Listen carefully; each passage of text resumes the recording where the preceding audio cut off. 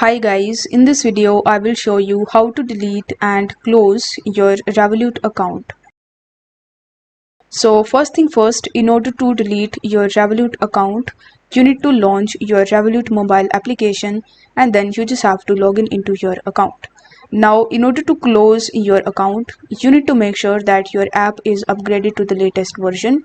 Then you need to navigate to the dashboard and in the top right hand corner, you need to tap on settings. Then scroll down until you see the option of close account. Afterwards, you need to follow further on-screen instructions in order to close your account.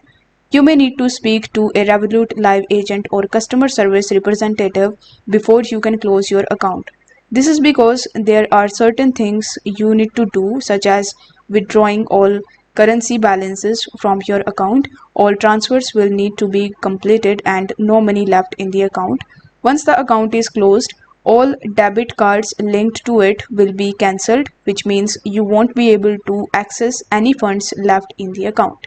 So with the help of these instructions, you will be able to easily delete or close your Revolut account.